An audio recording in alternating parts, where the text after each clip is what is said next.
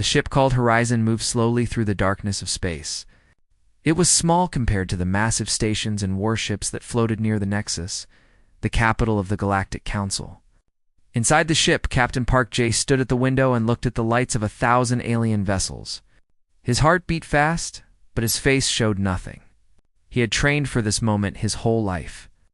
"Captain, they are asking us to stop," said Lieutenant Yunhana from her seat at the communication panel. Her voice was calm, but Jay could see her hands shaking slightly.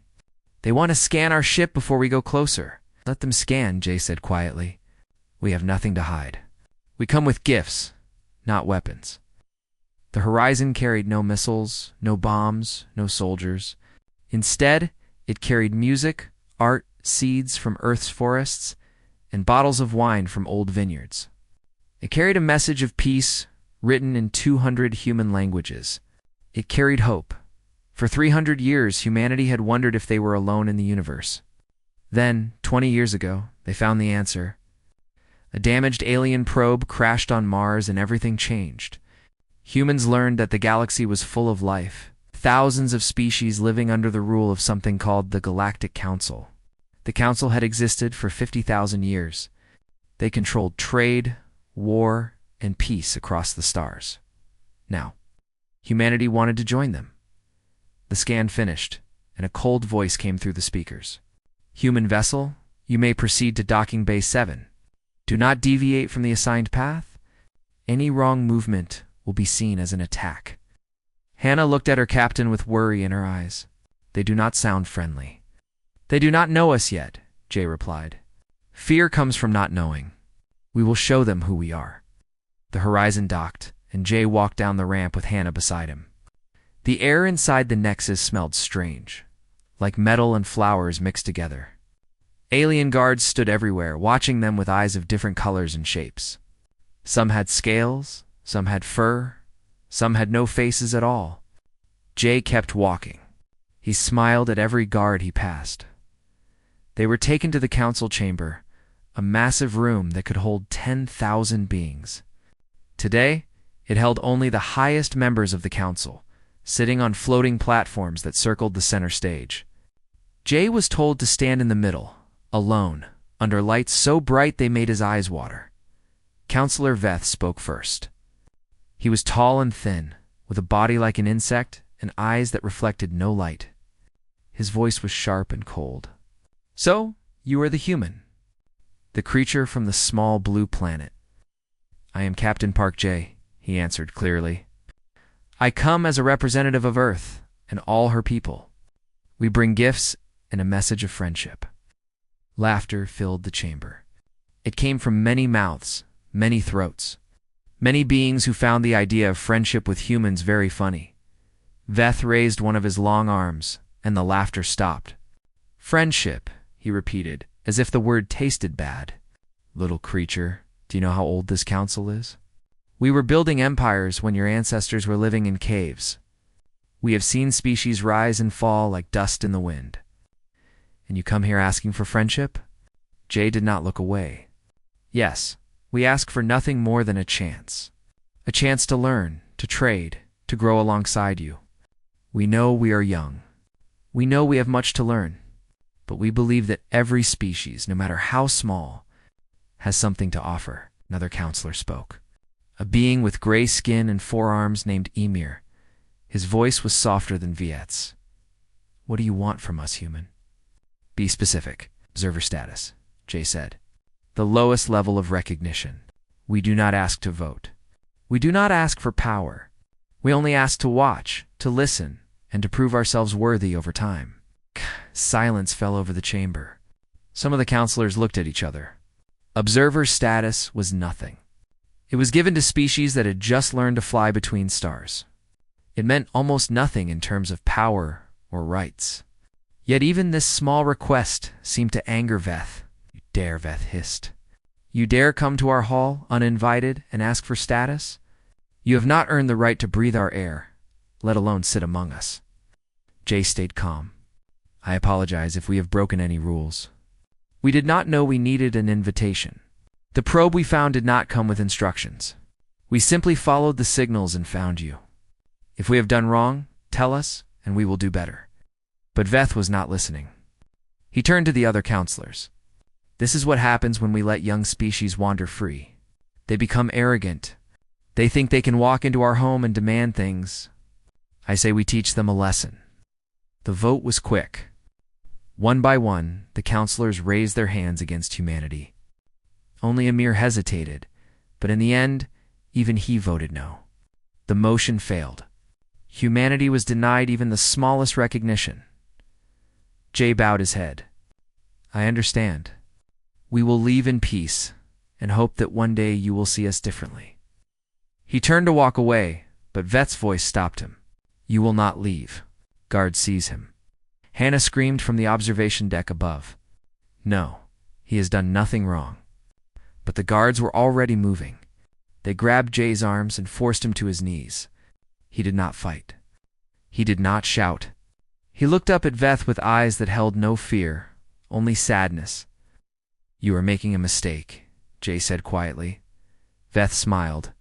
If such a creature could smile, the only mistake was yours, human, coming here in the chaos. Jay managed to press a small button on his wrist. A coded signal burst out, traveling faster than light. Reaching the horizon before the guards could stop it, Hannah received the message.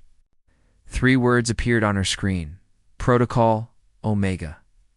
Tell Earth. Her hands moved fast. She sent the message to Earth, then ran to the escape pod before the guards could catch her. The horizon was captured, but Hannah escaped into the darkness of space, carrying with her the news that would change everything down on Earth. Far away, Admiral Kangtae received the message. He read it 3 times, hoping he had made a mistake. But the words did not change. He closed his eyes and whispered to himself, "They have no idea what they have started."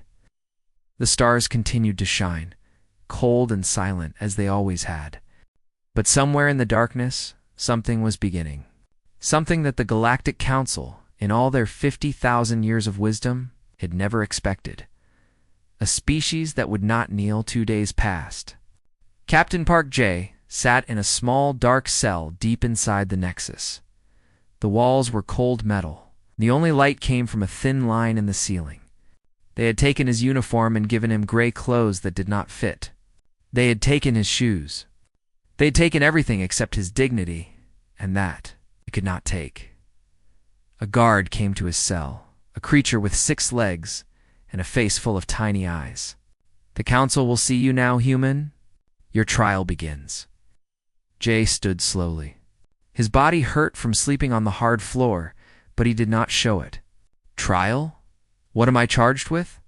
The guard made a sound like laughing. "Crimes against galactic sovereignty.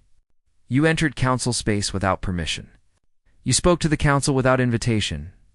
You insulted our great leaders with your presence." "I came in peace," Jay said. "That does not matter." They walked through long hallways filled with alien beings who stopped to stare at the human. Some pointed, some whispered, some looked at him with hate in their eyes. Jay kept his head high and walked with steady steps. The council chamber was even more crowded than before. Word had spread across the galaxy that a human was being put on trial, and thousands had come to watch. Cameras floated in the air, sending the images to billions of screens on millions of worlds. The galaxy wanted to see what would happen to the small creature from the blue planet. Counselor Veth sat on the highest platform, looking down at Jay with cold satisfaction. The trial of the human known as Park J will now begin. The charges are as follows: entering sacred council space without permission, attempting to address the council without proper status, and showing disrespect to the governing body of the galaxy. How do you answer these charges? Jay opened his mouth to speak, but no sound came out. They had done something to him, some technology that blocked his voice. He touched his throat, confused. Veth smiled. The accused will remain silent during these proceedings. He has no right to speak in this chamber. He never did.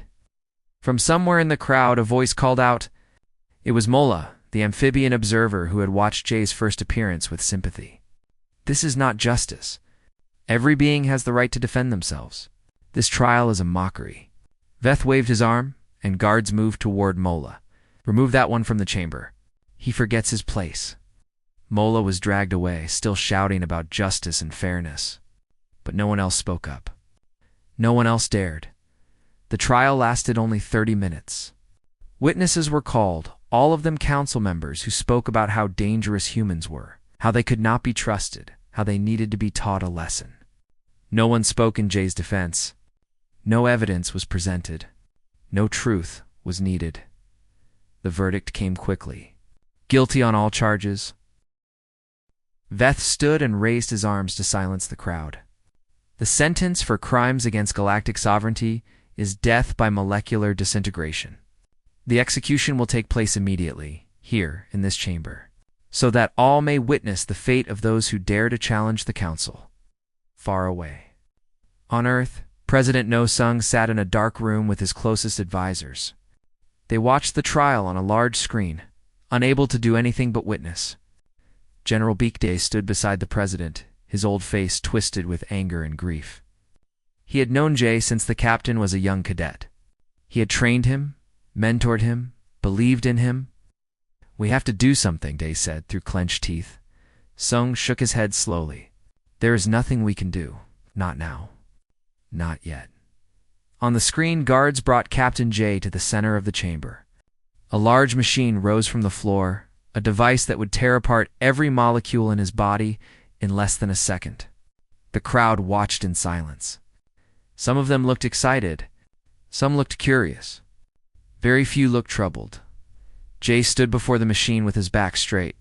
They had returned his voice, perhaps wanting his final words to add to the spectacle.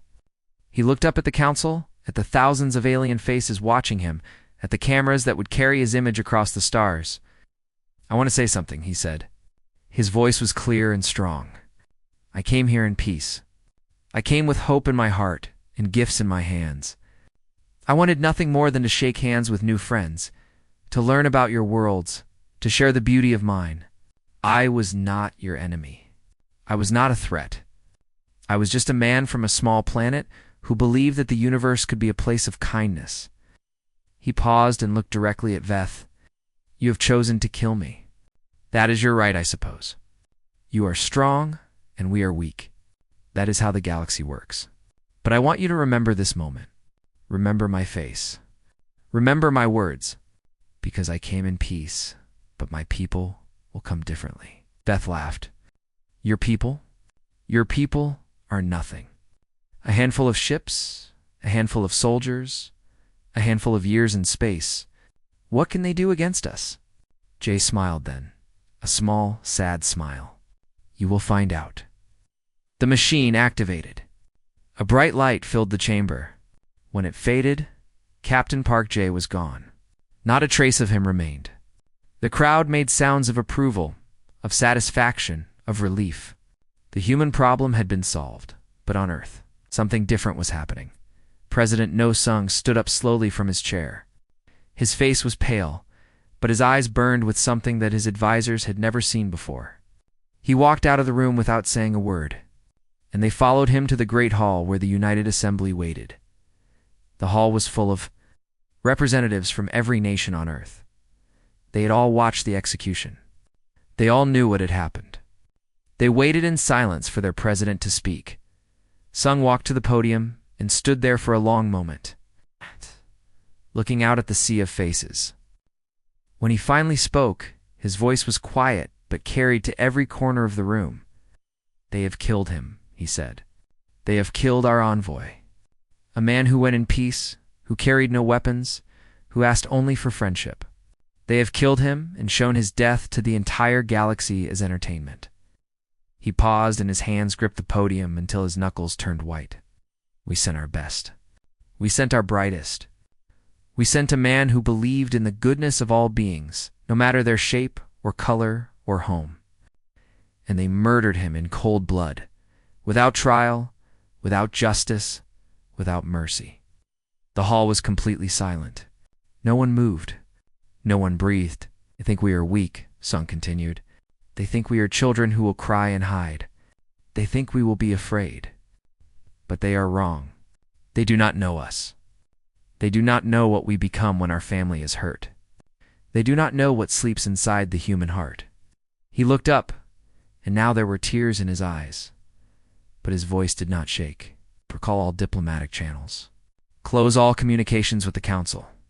Mobilize every ship, every soldier, every factory. As of this moment, the United Earth declares war on the Galactic Council, and we will not stop until justice is done. The hall erupted. Not in fear, not in argument, but in agreement. Every hand rose. Every voice shouted yes. Earth had made its choice, and across the galaxy, no one noticed. No one cared. A small planet had declared war on the greatest power in the universe. It was a joke. It was madness. It was nothing. They would learn how wrong they were. The news traveled fast across the galaxy. Every station, every planet, every ship heard the same story. The humans had declared war on the Galactic Council. And everywhere the news went, laughter followed. In the great halls of the Nexus, Counselor Veth held a celebration.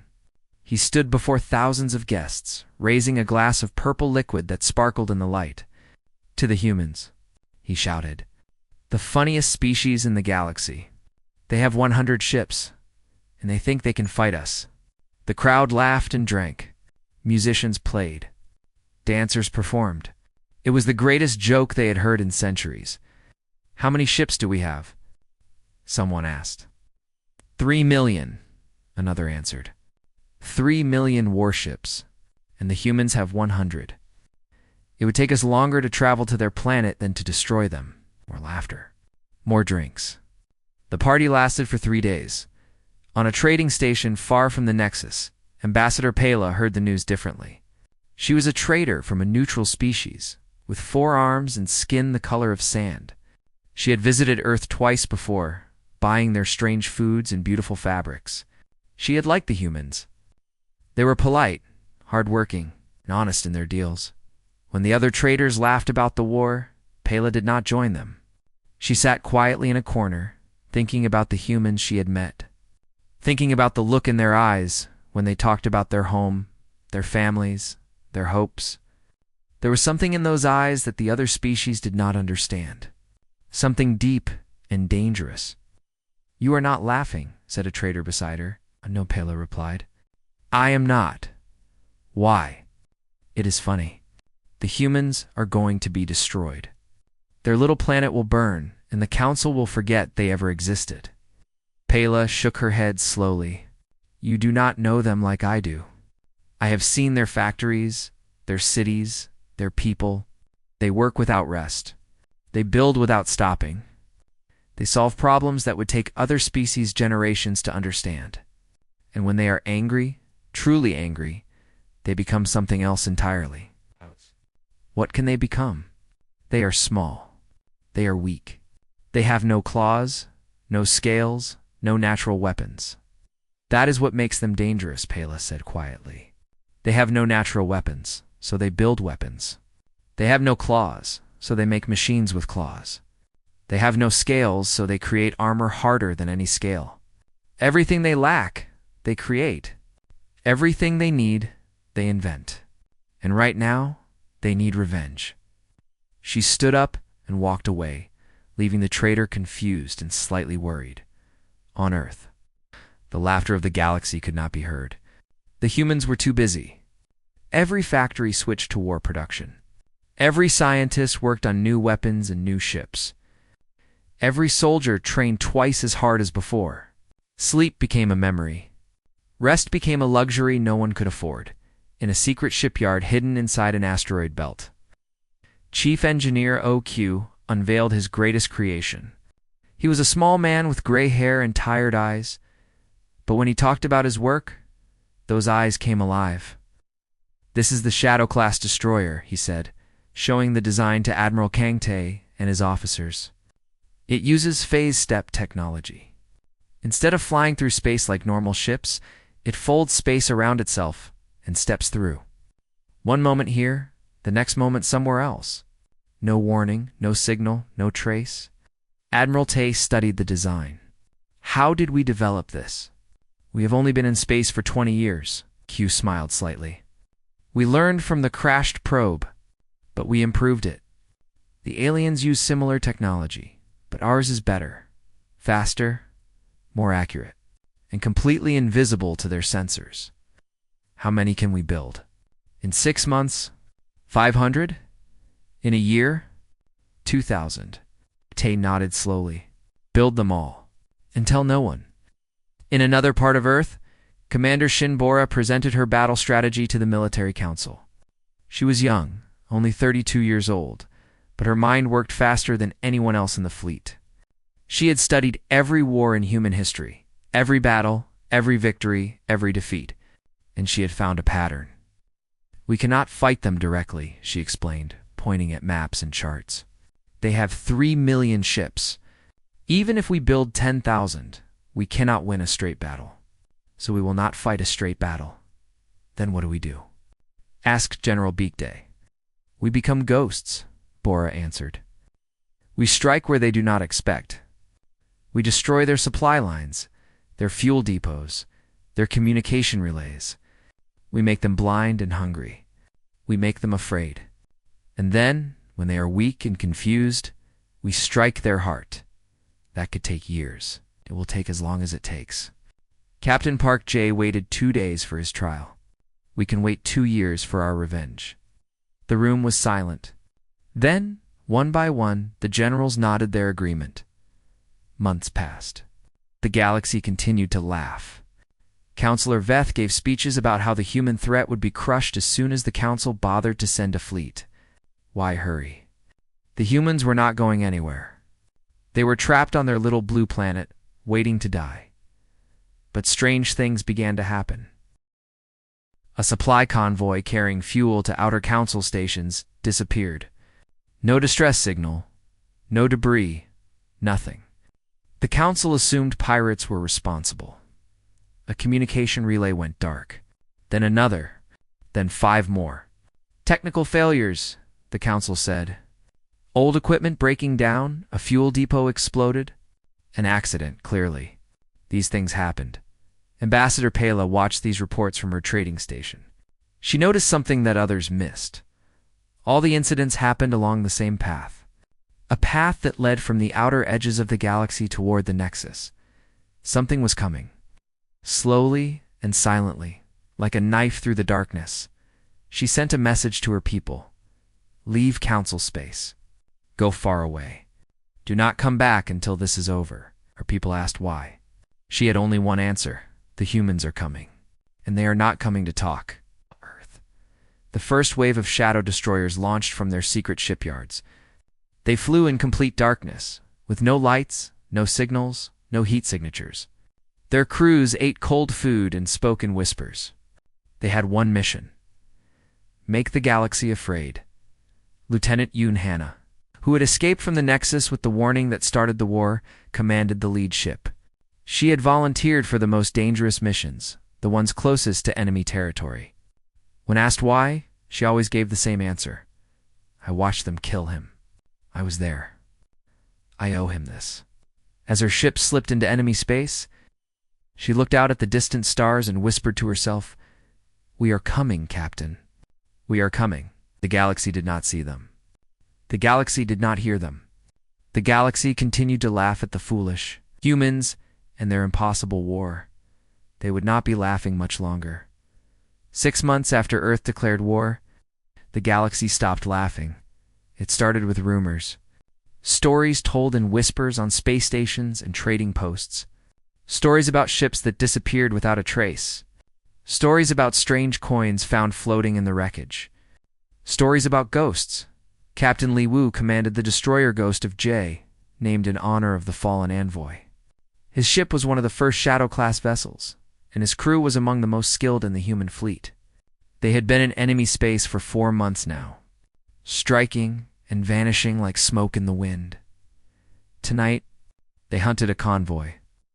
12 cargo ships, reported his sensor officer. A young woman named Kim Soo. 6 escort warships. They are carrying medical supplies to a council military base. Any passengers? Scanning, no. Only crew. Mostly automated systems. Captain Wu nodded. Prepare for phase step. We hit them fast, we hit them hard, and we leave nothing but the coins. The coins had become a symbol. After every attack, human ships left behind small metal discs, with Captain Park J's face engraved on one side and Earth's symbol on the other. The coins floated in the debris like messages from the dead. They said, "We were here. We remember. We are not finished."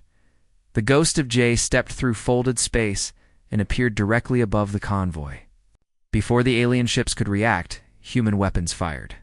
Beams of pure energy cut through shields and armor like paper. Missiles flew in perfect patterns, hitting fuel tanks and engine cores. In 30 seconds, all 18 ships were destroyed. Captain Wu watched the explosions fade into darkness. "Release the coins." Thousands of small metal discs poured out of the ship, spreading among the debris. Then the ghost of J stepped away, disappearing into nothing. The whole attack had taken less than 2 minutes. Across the galaxy, similar attacks happened every day. Supply lines broke. Communication networks fell silent. Council military bases ran out of fuel and food, and everywhere the coins appeared. They became a symbol of fear, a reminder that death could come from anywhere at any time, without warning. On the Nexus, a Counselor Set called an emergency meeting. He was ancient, even by council standards, a bird-like creature who had ruled for 300 years. In all that time, he had never felt what he was feeling now. Doubt. How is this possible? He demanded, looking at his military commanders. "We have the largest fleet in the galaxy. How are these humans destroying our ships?" The commanders looked at each other nervously. None of them wanted to speak first. Finally, an admiral named Torn stepped forward. He was a reptile with scars across his face, a veteran of many wars. "We cannot find them," Torn admitted. "They use some kind of technology we do not understand. They appear, attack, and disappear. Our sensors cannot track them. Our weapons cannot lock onto them. It is like fighting shadows, and find better sensors. Build better weapons. We are trying, High Counselor, but it takes time, and they are not giving us time." Set turned to Counselor Veth, who sat quietly in the corner. The insectoid leader who had once laughed loudest about the human war was no longer laughing. His confident smiles were gone. His arrogant speeches had stopped. "You started this," Set said coldly. "You executed their envoy. You made them angry. What do you say now?" Veth's voice was barely a whisper. "I did not know. I did not understand. They seemed so weak. Weak." Set's voice rose with fury. "They have destroyed over 1,000 of our ships. They have cut off supplies to 30 military bases. They have spread fear across the entire galaxy. Does that seem weak to you?"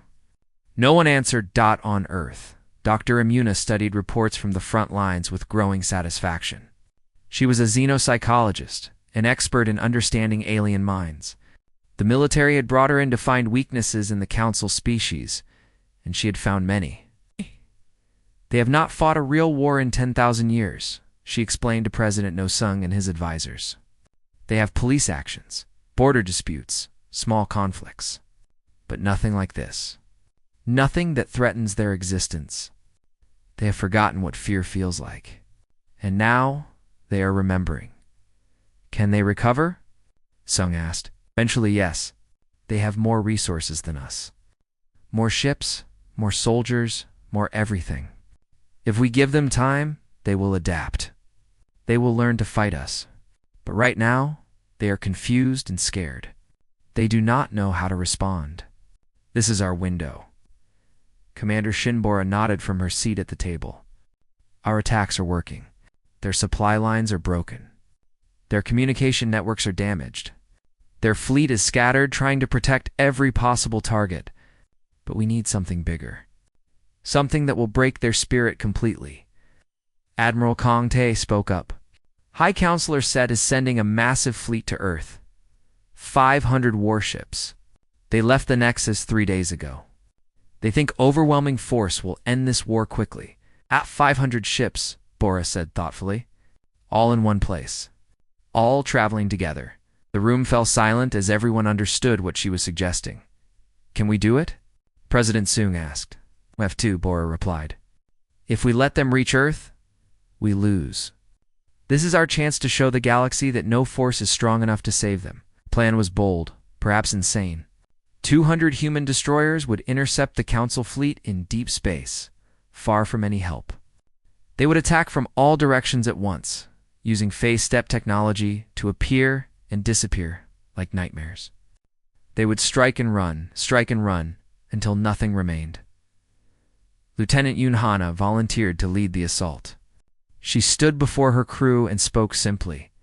They sent 500 ships to destroy our home. Let us send them back in pieces. The Council fleet traveled through space with confidence. 500 warships, each one bigger and stronger than anything humans had built. Their commanders drank wine and made jokes about the coming victory. Soon they would reach Earth. Soon they would burn everything. Soon the human problem would be solved forever. They never saw the attack coming. 200 human destroyers stepped out of folded space all around the fleet. Weapons fired instantly, targeting engines and shield generators. The Council ships tried to respond, but their enemies were too fast, too many, too everywhere.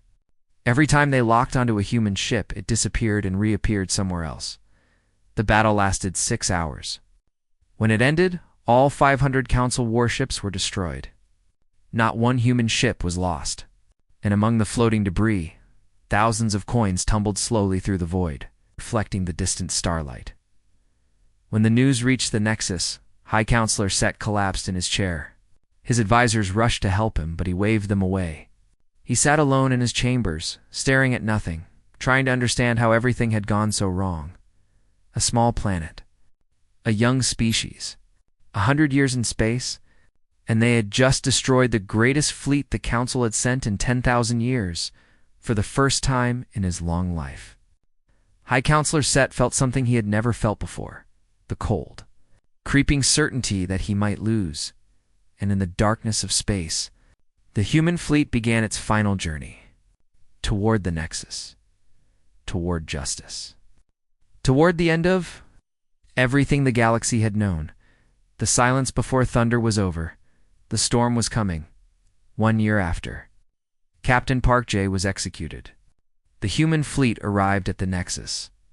They came out of folded space like a wave of darkness. 2,000 warships, painted black as the void, each one carrying the symbol of a small metal coin on its hull.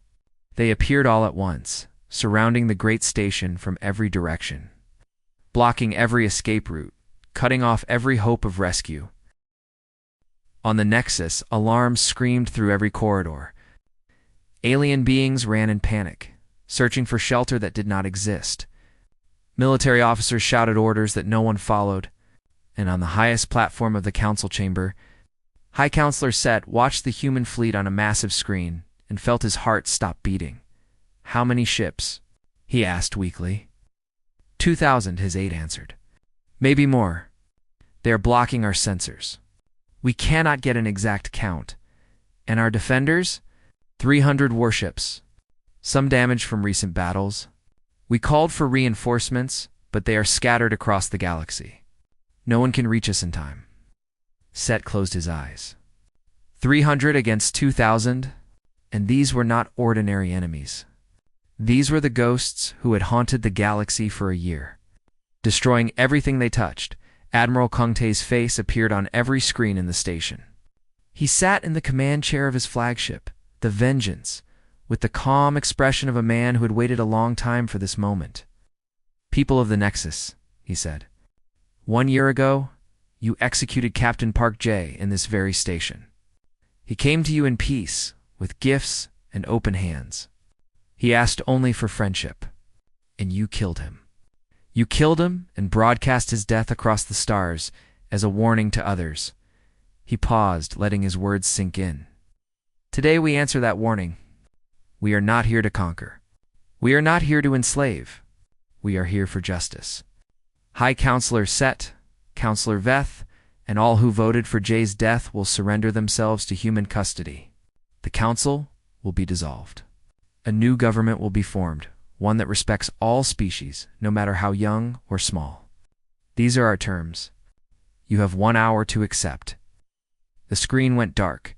In the council chamber, panic turned to chaos. Some counselors demanded surrender. Others called for a last stand. Counselor Veth tried to slip away through a back passage, but guards blocked his path. There was nowhere to run. There was nowhere to hide. High Counselor Set raised his hand, and slowly the room fell silent. "We cannot win this battle," he said, his voice heavy with defeat. "Our fleet is too small. Our allies too far away. If we fight, we will all die, and nothing will be gained. But if we surrender, perhaps some of us will survive. Perhaps our species will continue. You want to surrender to them?" shouted a counselor with scales like bronze. "To the primitives? To the creatures we mocked and ignored?" "Yes," Set replied simply. "Because they are no longer primitive. They have become something far more dangerous. They have become an enemy that will not stop, will not tire, and will not forgive. Our only hope is mercy, and we must beg for it." The vote was quick. The council agreed to surrender, but Counselor Veth did not agree. While the others prepared to meet their fate, he gathered a small group of loyalists and made his way to a hidden hangar bay. He would not surrender. He would not beg. He would escape and rebuild, and one day, he would have his revenge on these miserable humans. His escape pod launched just as the human fleet began moving toward the station. For a moment, Veth felt relief. He had escaped. He was free. Then a human destroyer appeared directly in front of him. Lieutenant Yoon Hannah looked at the escape pod on her screen and smiled grimly. She recognized the life signs inside. She had dreamed of this moment for a year. "Counselor Veth," she said through the communication system.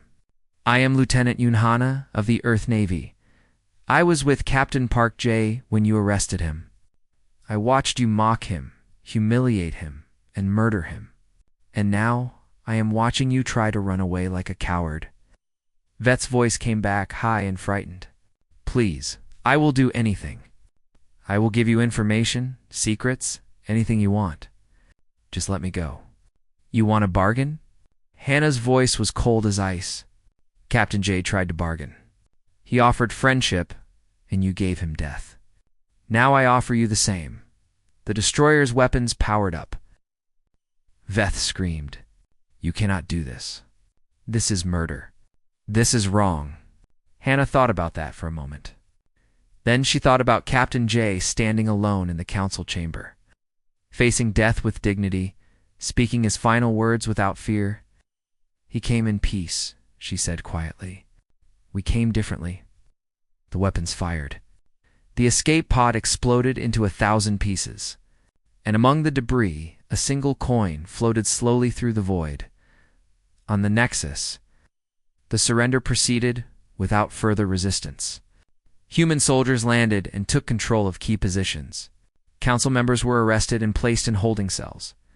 High Counselor Set was brought before Admiral Kang. Tay in chains, the old bird-like creature, looked at the human admiral with weary eyes. "What will you do with us?" "There will be trials," Tay answered. "Fair trials, with evidence and defense and justice. Something your council never gave to our envoy. Those who voted for his death will answer for their crime. The rest will be judged according to their actions." Set bowed his head. "And the council?" "The government we built over 50,000 years. Gone. A new assembly will take its place. One where every species has a voice, and no one can be executed without justice.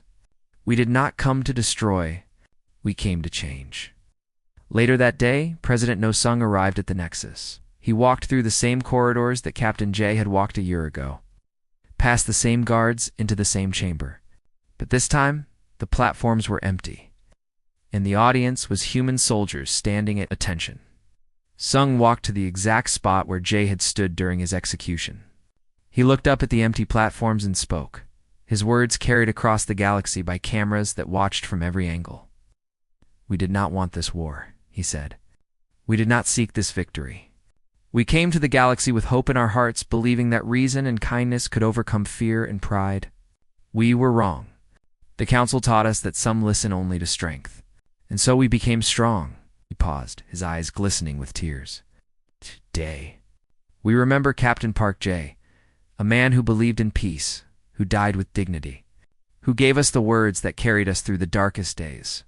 He said, "I came in peace, but my people will come differently. We came differently, and now we offer peace once more." His voice grew stronger. "Let this be the new law of the galaxy. No species is too small to matter, no voice too quiet to hear, no life too insignificant to value. We will build a new future together, all of us, or we will build nothing at all." The broadcast ended. Across the galaxy, billions of beings watched in silence. Some felt anger, some felt shame, but many, perhaps most, felt something unexpected: relief. The old council had been cruel and arrogant. Perhaps this new order would be better. In the weeks that followed, a new assembly formed. Humans sat at the center, not as rulers, but as founders. Ambassador Pela joined as a representative of the neutral species, glad to finally take sides. Observer Mola, who had been exiled for defending Jay, returned to serve as a voice for the oppressed. And on the Nexus, in the center of the Great Chamber, a memorial was built. It was a statue of Captain Park J, standing tall, hands clasped behind his back, staring forward with eyes that seemed to see beyond the stars. Beneath the statue, an inscription was carved in 1,000 languages. He came in peace. We came for him. Years later, Admiral Yoon Hannah visited the memorial alone. Her hair was gray now, her face lined with age, but her eyes were still sharp. She had risen through the ranks to become one of the most respected officers in the human fleet. But she had never forgotten the young communications officer who watched her captain die. She placed a small coin at the statue's feet, the same design that had haunted the galaxy during the war. Then she stood at attention and saluted. "We kept our promise, Captain," she whispered. "We came for you." She stood there for a long time, remembering.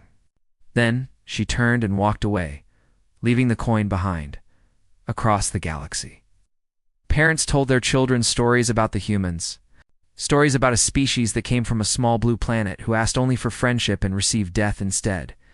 Stories about a war that should have been impossible, won by soldiers who refused to surrender. Stories about a captain who died with dignity in an empire that fell because of one mistake, and the lesson was always the same. Passed down through generations, spoken in 1,000 languages, never mistake their kindness for weakness. Never mistake their patience for fear. And never, ever kill their envoy. Because if you do, they will come for you, and they will not stop until the stars themselves remember your mistake.